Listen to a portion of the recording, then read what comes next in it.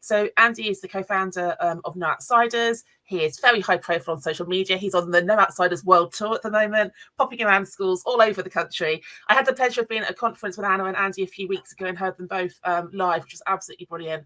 So Andy's going to be talking about No Outsiders teaching for global citizenship, and no slides but lots of books is what I'm expecting, Andy. Is that right? Yes, that's right. Basically, assembly pictures today. Thank you, Hannah and Benny as well. And thanks for having me today. But I'm going to talk quickly because I've got 10 minutes. So I'm going to show you 3 assemblies. I'm going to show you 1 picture book. I really want to, first of all, I want to thank Anna, the last speaker. I completely agree with what she was saying about, children need to see themselves in our curriculum in our schools, and that wonderful video of Dean Pal in Denmark showing children that we have things in common, and a lot of the things I'm trying to do in No Outsiders is to show children that we have more things in common than things that pull us apart. Very quickly, let's go straight into some assemblies. So I'm going to show you 3 assemblies that I've done in the last 2 weeks in my school, and all the assemblies are free to download on my website. So when I look at when I start assemblies, I start with a picture. So here's one. So as the children come in, they're looking at this picture on the board, and they know that I'm going to ask them. My first question is going to be more than children. And then going to say, what do you see in the picture? What's the story here? Who do you think they are?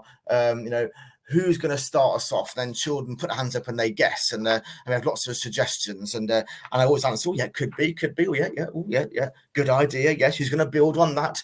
And then I tell them a story. So this story, this little boy is called Lachlan, and Lachlan is a toddler in this picture. It's a bit older now, actually. Lachlan has different hair. I would say to children, what's different about Lachlan, and they might pick out his hair. They might not, actually, but Lachlan has different hair. Lachlan has hair that apparently only 100 people in the UK have at the moment. It's called uncombable hair, uncontrollable hair. When he was born, he had jet black hair, but it fell out quite quickly, and it's replaced by this sort of his mum describes it as a peach fuzz.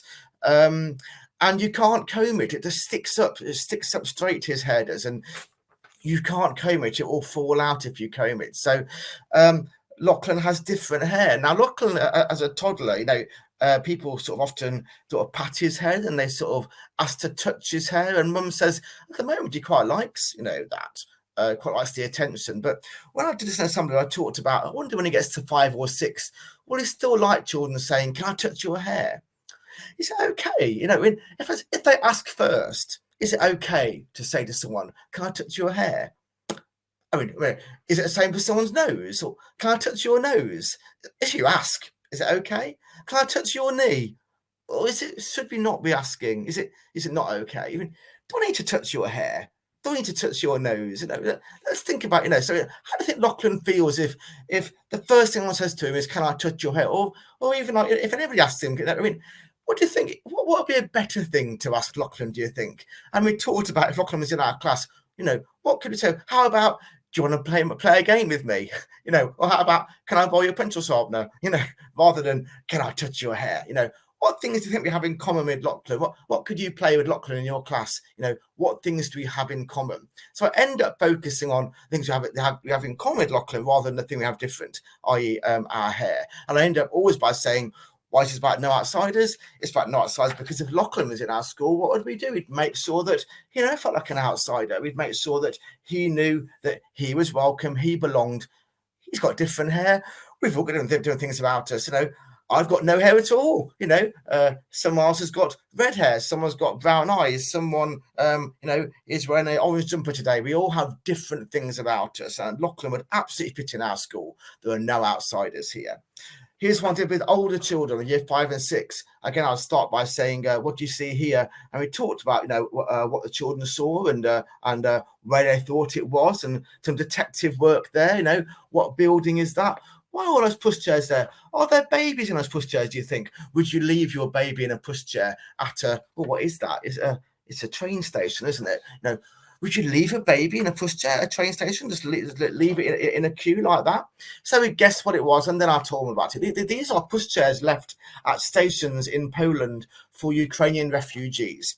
Why are people leaving pushchairs at stations for Ukrainian refugees? If you're a refugee and you've got a baby, why aren't you bringing your pushchair with you? And then we talked about, what trains might be like if you're a refugee, and why why you wouldn't bring your pushchair with you. And we talked about maybe, if you've got a baby and you're fleeing your home, well, what do you choose to carry? How do you carry everything? And would a pushchair be a priority for you? But then imagine if you arrive and you've got to carry your baby all the time. So, and how do you feel when you arrive at a station and you've got no food, you've got nowhere to live, and you're carrying your baby? How are you going to feel? Also, likely no language as well. And then you see someone's left you a pushchair.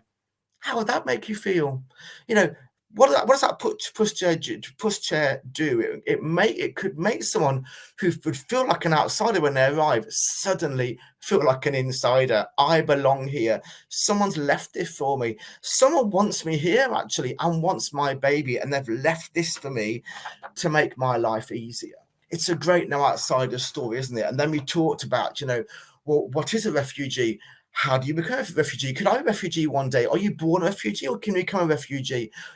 What do we say about people who are different, like refugees? How would we make someone feel welcome in our school if they came? The final one I'm going to show you is this one that we did this week. It's a lovely story from America. Again, I'll say, what do you see here? What's happening? This is about a man called Curtis who, after lockdown, asked the question, how do grown-ups make friends? He said he'd forgotten how to make friends. So he wanted to make his neighborhood a better place.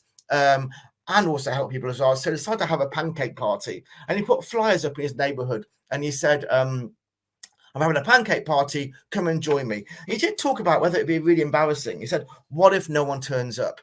But he said, sometimes you gotta make yourself vulnerable. You gotta put yourself out there, he said, and take a risk.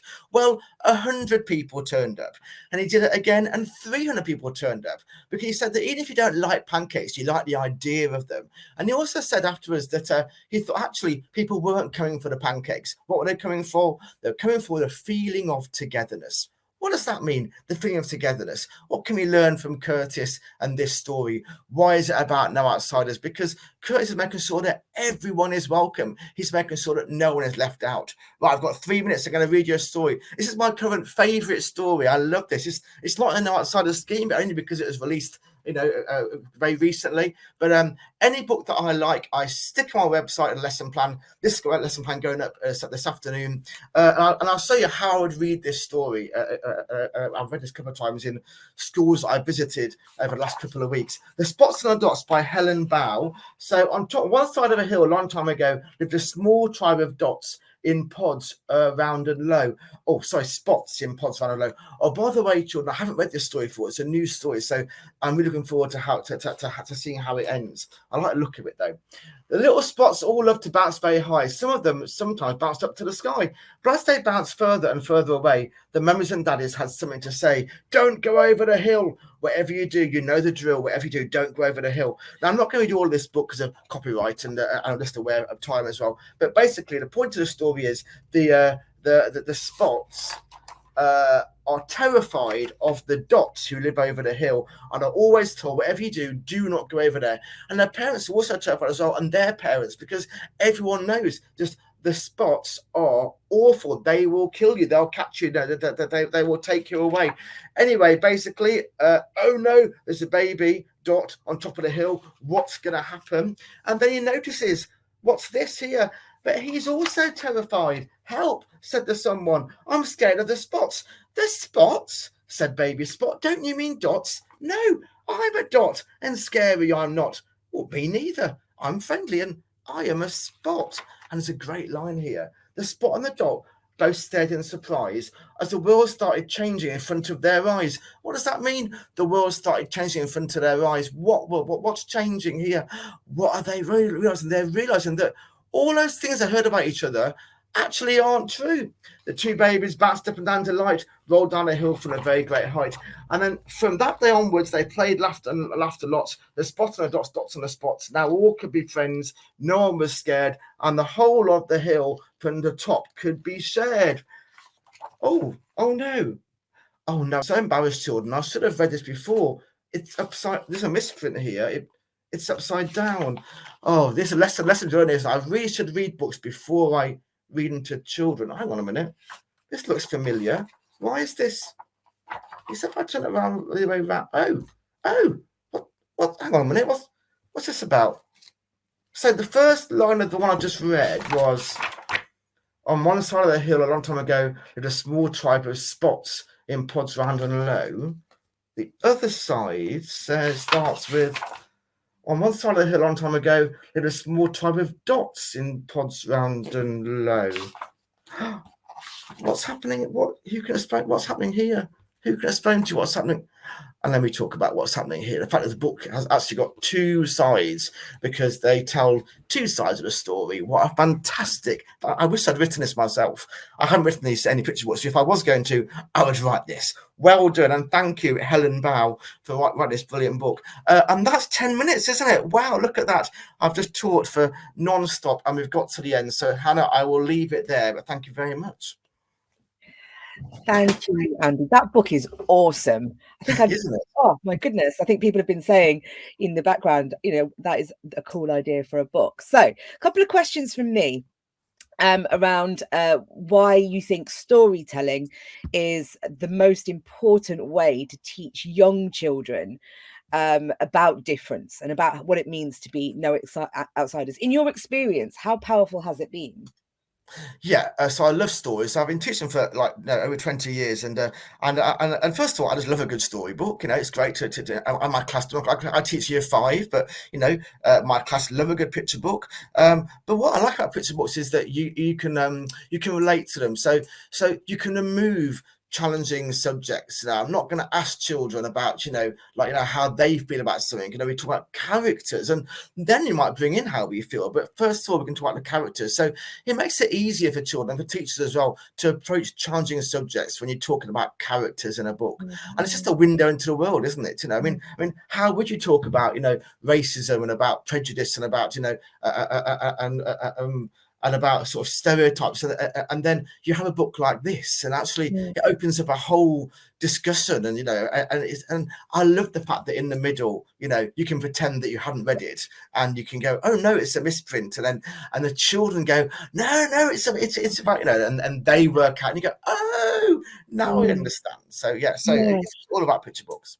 It really is, and there's a comment in the chat around from Charlotte who talks about actually, secondary teachers need to remember that picture books can be these really powerful tools of learning about the world, and actually Key Stage 1, EYFS upwards, do it really, really well at primary, and we forget that we can use them at secondary as well. I've got a question that I'm going to play devil's advocate here for a minute, Andy, because a lot of our early careers teachers will be battling with things like planning and behavior management. They might think, oh, why do we need to do this? And also, are we allowed to talk about these controversial issues around racism or microaggressions, which is what you were talking about with some of those pictures? Is that something that an early career teacher should be tackling at that point in their career? Yes, absolutely, because the DfE and Ofsted also are very clear about schools needing to prepare children for life in modern Britain. You mentioned earlier with Anna about British values, this is all about British values.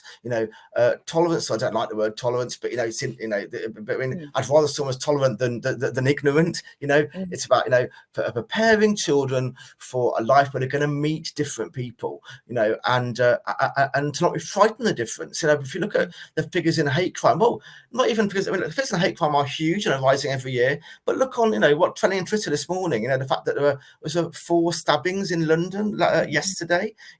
What is going on, people? This is the world that our children are going into. So can we affect that? Can we change that? Can we reduce hate crime? I think it is about education, actually.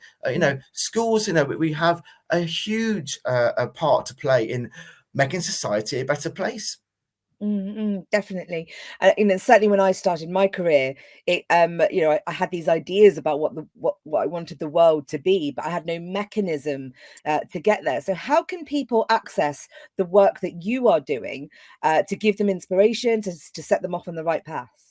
Yep. So if you look at the No Outsiders website, it's www.no-outsiders.com, and there's about 400 assembly pictures there. The pictures are, you get the picture, and then there's a description of the story, and there's questions to ask. So it's a full assembly plan. And there's also, if you look in the resources page, there are loads of lesson plans. But basically, every time I find a new picture book, I just stick it up there with a lesson plan, because in the scheme, there's an Outsiders scheme. There's a book, but there's 42 lesson plans in that scheme. But there's new books coming out all the time. time, absolutely brilliant. So there's a wealth of stuff out there that we can be accessing. Absolutely. I absolutely encourage people to go out and have a look at the No Outsiders website. There is really a wealth of information out there. So we haven't got any other questions from the audience, but I'm going to throw another one in, Andrew. So when you first started teaching, was this something that you were doing back then, or is this something that you developed over time as you grew as a teacher? So yes, I didn't do any of this for the first 10 years of my career. I just wanted to be a good teacher, really. So I never really thought about this stuff, to be honest with you. And then it was really when I sort of wanted to start. I started to think it was bothering me that I wasn't out to children. That's where it all came from. It wasn't until 11 years into my career, I finally decided that I should be able to come out in school, because I spent 11 years terrified of people finding out that I was gay. Absolutely terrified. Literally meeting kids by accident in town and like walking away from my partner in case anyone thought I had a boyfriend. It's just absolutely ridiculous of being terrified of children finding out. So this kind of work has really. I hope that no teacher today feels like that. They have to hide a part of themselves. And the world is a different place, but we have to be the ones that make it different. Yeah, absolutely. And I still think there are teachers out there who do really struggle with the idea of they're kind of being their authentic self in the classroom, and are also worried that if they start talking about some of the issues around LGBT in schools, that they will be labelled the LGBT teacher. And I think this is where actually it's probably worth pointing out that you don't have to have this protected characteristic to do this work, that you can be an early careers teacher who is not gay, or someone who hasn't got a disability, but still seek out those picture books, seek out those stories, go to the website, and start actually kind of going on this journey a lot earlier than perhaps you or I did. Last question from me, promise, last question. If you had to recommend 3 books other than the Spots and Dots book that would be the absolute, look, these are the go-tos, what would you recommend to our audience? Well, it changes all the time, but I would say, what would I say? There's a really good book about transgender awareness, which I love, called Introducing Teddy by Jessica Walton. It's hard to find books that explore this in an age-appropriate, child-sensitive way, but I think it does it really, really well. It's about a Teddy that transitions. It's just beautiful, but it's actually not about being transgender. It's about non-judgment and acceptance. I would say Julian is a Mermaid by, I think, Jessica Love, and it's about a little kid who just wants to be a mermaid, and he dresses up, and again, it's about acceptance. Non-judgment. Basically, Nan loves him and accepts him and takes him out in his mermaid costume. And the last one, I would say, I've always had a thing about Be More. I think it's called Be More Badger. I could have got the wrong title there. I think it's called Be More Badger. And I use it in year 6, and it's about a badger that decides everyone's got to be more badger, and he puts up signs saying, badgers are best. And no one questions him, and they all say things like, oh, maybe he's right. He sounds so sorry. I mean, he must be right. And so they try to be more badger, and he sets them tasks. If they get tasks wrong, they're chucked over a wall into a different part of the forest, so they can't be in his forest anymore. He ends up with no friends. He ends up on his own. Oh, I've just thought of another one, The Little Island by Sumitra Hallis, something or other. Anyway, it's basically about Brexit. It's really, really good, and it's about an island, who decided we want to be on our own. We don't need anybody else, and it all goes wrong for them. Basically, they end up having to build a bridge to invite other people in. It's very, very clever, very, very interesting. Sounds wonderful. Thank you so much, Andy. That was so interesting to hear from you. Your love of books is just something that I absolutely just, oh God, fangirl over.